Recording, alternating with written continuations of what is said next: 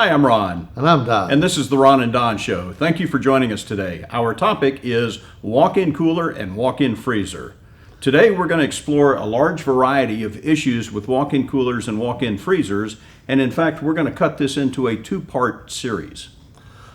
Walk-in cooler and freezer that we have in our restaurants, very few places have built-in place anymore. That was something from the 20s, 30s, 40s. They're now manufactured panels. They come in generally 4-inch or 6-inch wide panels that are high-density foam in place with a skin of metal on each side, and cam locks to lock them together, little gaskets to try and keep moisture out.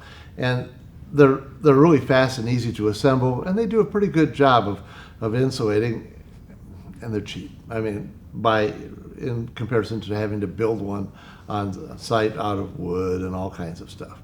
The skins themselves, they can come in treated galvanized, aluminum, coated aluminum, and stainless steel.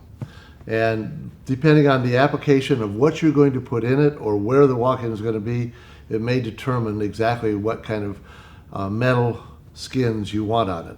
For example, if you're going to have lots of fresh fish in a walk-in that's going to give off a lot of salt, or if you're having a lot of acids that are coming from cut produce, well, galvanized is going to rust pretty quickly, 5-6 years. And you want that walk-in to last you at least 20 years.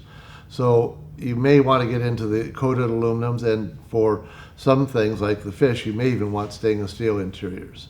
The exterior walls are the same kind of situations, though pretty much standard.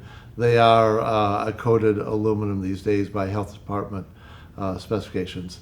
There's always a dimpled finish on the skins, and that's just so it's usable. But the skins themselves have to be cleanable. You know, and as Don mentioned earlier, ultimately those skins will sooner or later, and the skins are the interior wall skins, will eventually oxidize. It's going to happen regardless of whether or not you've chosen the best product or not. Sooner or later, they will oxidize. And when they do, you've got a couple of options as to how to deal with that without completely wholesale replacing the entire box. You can paint the walls, which requires a lot of prep work and frankly is probably not the best solution. We've not had a lot of great luck with that. Another potential solution is to reskin those walls, and that can be done with either an FRP or a stainless steel or some other type of cladding. Now, I caution, we've done these and done them very successfully, but there's two things to keep in mind. Number one, you need a solid adhesive combed onto the wall and panel before they go on. They should rely on both an adhesive and a mechanical fastening system, which means screws to hold the panels in place. Also, it's important that if you're screwing these panels down, you don't cover up any of the original manufacturer data plates because there may be some health departments or fire departments or things like that want to see those panels from those data plates from time to time. A third method of potentially dealing with oxidized walls inside of a cooler is to spray those walls. There are a number of companies out there that have a spray product that's kind of a two-part thing that seals the walls, much like a paint does, but I think much more effectively as well.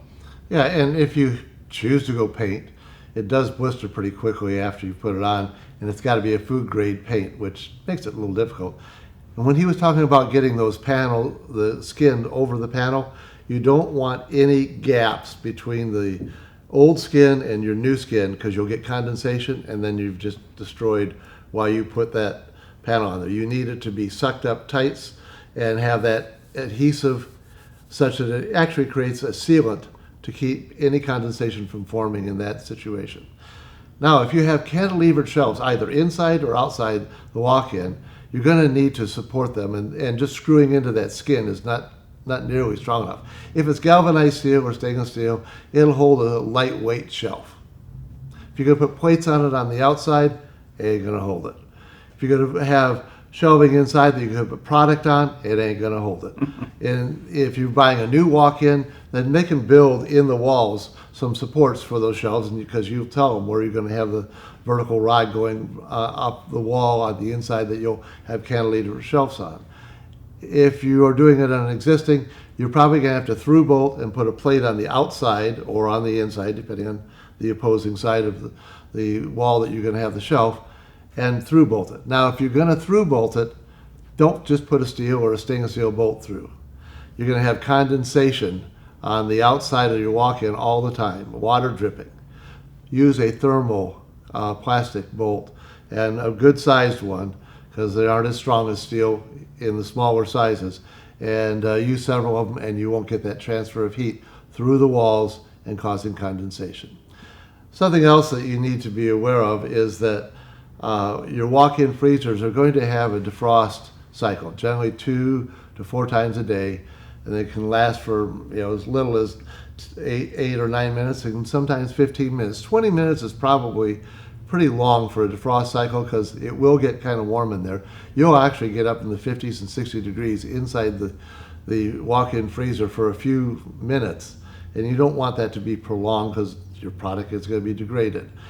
There are heat rods inside the evaporative coils that get hot and melt the ice that's built up inside that evaporator inside the walk-in, and it drains down into drain pans and gets drained away from that section.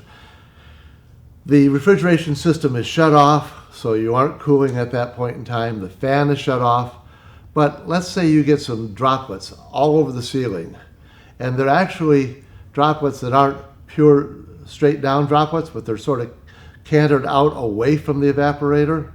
That means your defrost terminator switch on the fan is not working, and the fan is coming on before the refrigeration cycle has a chance to cool off the evaporator and freeze those little tiny remaining drops of water in place for the next defrost cycle. And so you're just spraying water out of that evaporator, which is not really terrible for the ceiling, but you're spraying it also on all your product, which is a potential contaminant, and you don't need that for your high quality crab legs that are sitting there or whatever you've got. The area Don's talking about is, of course, the evaporator. And the common thing between a walk-in cooler and a walk-in freezer is each have an evaporator that has a pan underneath it, a series of drain lines that go out and clean out at the beginning of that run, and at the end of that run, somewhere outside will be a P-trap. Now, in a walk-in freezer, because of the defrost cycle, that pan underneath the evaporator will also have heat rods, so that any condensation doesn't freeze before it has a chance to go downstream. And same for the condensate drain line itself. It will have usually heat tape in that as well. And if those things aren't working, you'll find out pretty quickly because the entire system will freeze up. Yeah, you'll have waterfall at the evaporator, just overflowing warm water just all over anything that's underneath it and freezing as a frozen waterfall looks like. Now, walk-in coolers are by definition a wet environment, a very, very humid environment, and some of the products that we serve need to be dry. For example, if you're dry aging meats, you want to have like an 80% humidity. Well, that's substantially below the normal humidity of a walk-in cooler. If you're having breaded products that you have spent time breading and you're going to fry them for appetizers or meals or whatever, that breading you don't want to get saturated before it goes in the fryer, so you need a drier environment. Some wine coolers, you've got to try and keep the corks wet, but you don't want the labels to start molding. You don't want to deliver a $300 bottle of wine to a table with a moldy label because it's too humid in that wine cooler. So there are a number of ways to lower the temperature, and the most common are oversized condensing unit, slightly undersized evaporator. So what happens is that, and a defrost timer like a walk-in freezer with rods in the evaporator, so that it will run longer and actually freeze the condensate on the evaporator and drain it away, and you'll actually lower the humidity over what you would normally have with a standard refrigeration system. Real common in dry aging situations is you'll have a bunch of small box fans hanging from the ceiling, maybe one in each corner, blowing air back towards the center of the room, that have heat rods in it. And the idea there is you want a longer runtime on the refrigeration system beyond what would normally be wanted for temperature maintenance, which in a dry aging box is generally 32 to 34 degrees. But you don't want to freeze the product. You want that longer runtime to take more humidity out of the air. So these units are circulating the air to keep the air all at the same temperature, all at this moving, so you don't get mold on any of the meat. And it warms up the box a little bit with those heat rods. So you will achieve a longer runtime on the refrigeration system without cooling the box too much. So there's a number of systems out there to aid you in getting the humidity under control for those situations. I know that we have occasionally stuck in a dehumidifier in a wine cooler just to bring the humidity down. Not the best solution, but it worked. It does work. It does work. Okay, all of these systems we're talking about, or let me say the vast majority of the systems we're talking about for both walk-in coolers and walk-in freezers are split refrigeration systems, and that means they've got, of course, the evaporator inside the box, and somewhere outside at some remote location is the condenser unit. Those two are connected so they talk to each other via a line set. That's where the refrigeration gets pumped back and forth and does all the magical things that a refrigeration system does.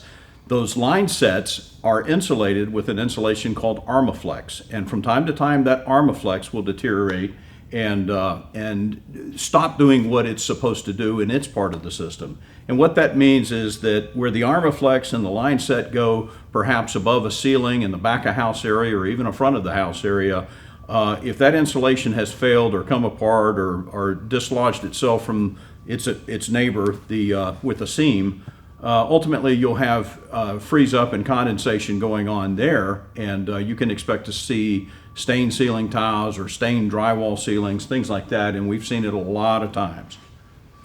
And if it's running over the walk-in cooler, you'll have water standing on top of the walk-in cooler, walk-in freezer. It's then time to do some re-insulation. That's just all there is to it.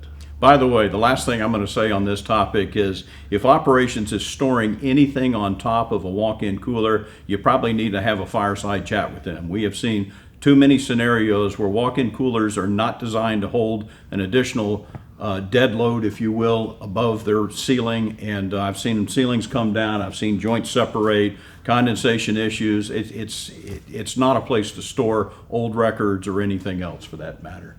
I'm Ron. And I'm Don. This is the Ron and Don Show presented by RIFMA. Thank you for viewing.